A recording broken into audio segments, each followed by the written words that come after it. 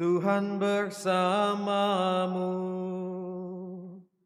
Dan bersama rohmu. Inilah Injil suci menurut Yohanes. Dimuliakanlah Tuhan.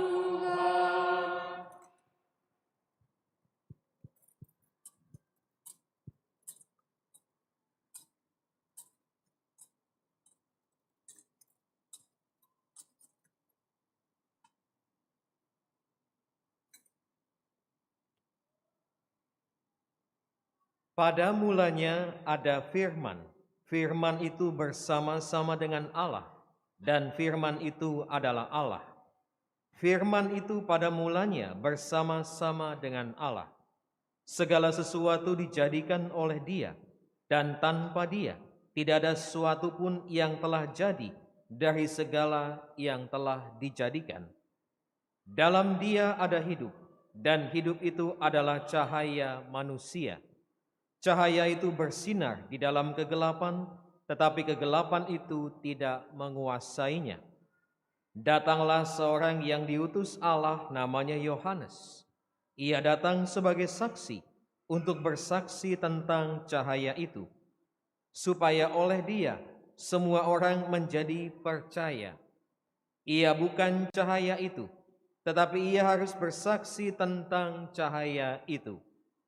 Cahaya yang sesungguhnya yang menerangi setiap orang sedang datang ke dalam dunia. Cahaya itu telah ada di dalam dunia, dan dunia dijadikan melalui Dia, tetapi dunia tidak mengenal Dia.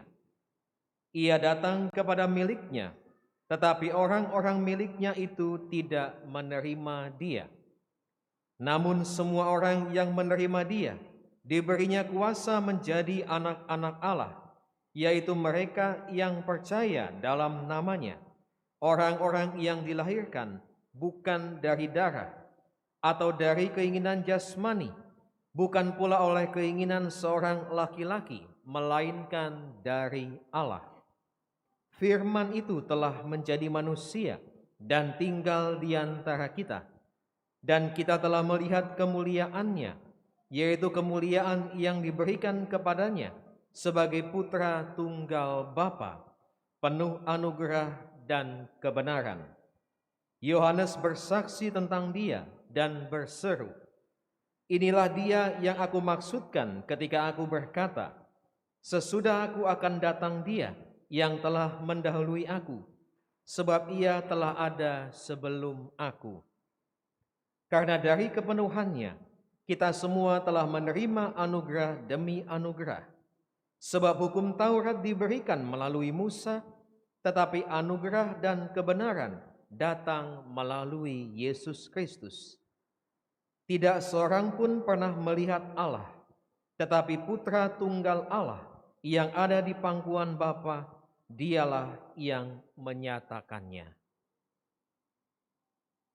Demikianlah sabda Tuhan. Terpujilah Kristus.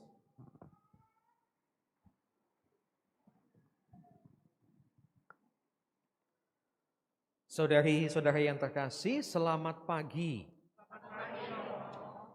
Sejak semalam di berbagai gereja Katolik ya yang saya tahu, itu ada suatu penampakan. Penampakan yang membuat heran tapi sekaligus tidak heran juga. Yaitu jumlah umat Katolik jadi bertambah banyak. Seperti semua muncul dari dasar-dasar bumi gitu ya.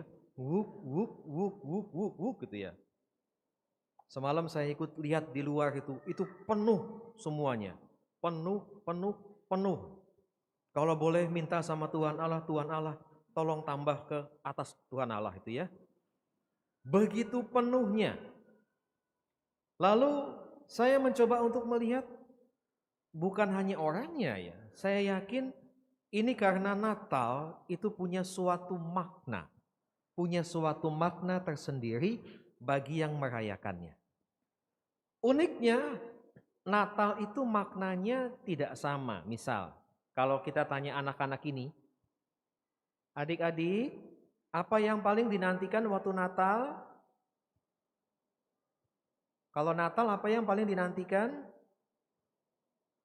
Nah, dia lihat mamanya dulu.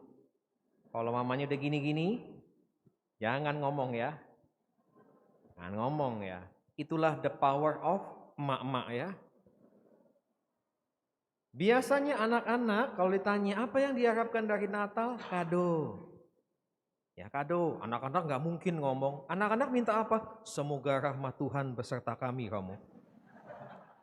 Terlalu tinggi anak-anak ngomong begitu ya. Minta kado, minta baju baru, minta teman, minta ceria gitu ya. Itu anak-anak. Untuk keluarga, mungkin anak-anak yang sudah sedikit lebih besar, remaja, dia sudah melihat, minta apa Natal? Naik kelas, sekolah berhasil gitu ya. Umumnya seperti itu. Naik lagi, remaja yang sudah dewasa tapi maaf ngomong masih jomblo. Romo, resolusi 2023 nanti semoga dapat jodoh Romo, gitu ya. Ya, sudah bekerja dan lain sebagainya. Mereka yang sudah berumah tangga juga sama. Apa sih yang diharapkan dari Natal? Semoga keluarga kami semakin harmonis, langgeng, bahagia, dan seterusnya. Saudari-saudaraku yang terkasih, maka Natal itu sebenarnya adalah bagaimana kado yang paling istimewa itu lahir di dalam diri kita masing-masing. Ini kan kandang ya? Kandang betul? Betul. Ini adanya di mana ya? Pernah baca kitab suci nggak ya? Kandang ini ada di daerah mana? Yesus lahir di mana? Bethlehem. Itu ngapain 3 orang Majus di depan sana ya? Lihat masuk ke sini? Iya. Ada patung-patung itu ya? 3 orang Majus itu ya? Iya. Itu lupa satu tulisannya panitia, OTW. Dia lagi OTW sini dia. Simbol yang kita rayakan Natal, kesederhanaan lahir di dalam hati kita, itulah inti dari perayaan sebenarnya. Yesus bisa lahir di Bethlehem ribuan kali. Bisa lahir di Bethlehem ribuan kali, tapi sia-sia kalau pada Natal ini dia tidak bisa lahir di hati kita. Itulah poinnya. Perayaan-perayaan yang bisa kita buat dengan begitu meriah, tapi tanpa Allah Putra yang hadir di dalam diri kita, bukanlah Natal. Maka apa yang bisa kita rayakan? Sederhana saja. Natal adalah perayaan Immanuel, Allah yang hidup, yang menyertai kita. Allah yang menyertai kita.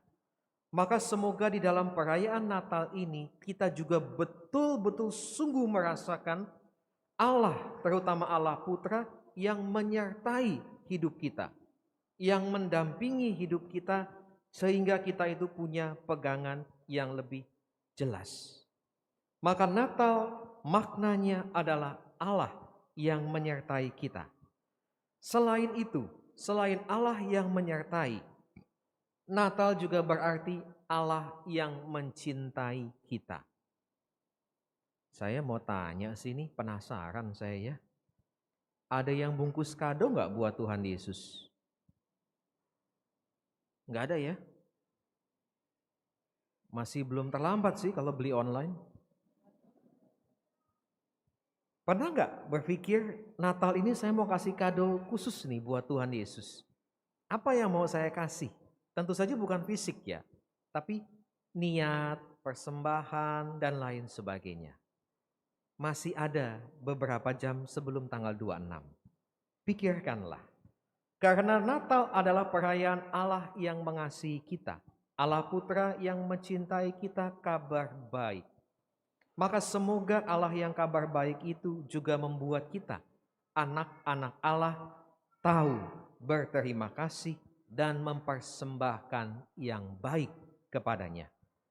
Dan terakhir, mari kita mencoba sekali lagi di hari yang berbahagia ini biarlah Yesus sungguh lahir di dalam hidup kita, di dalam hati kita, sehingga makna Natal, paling tidak dua yang saya sebut tadi, betul-betul menguasai hidup kita.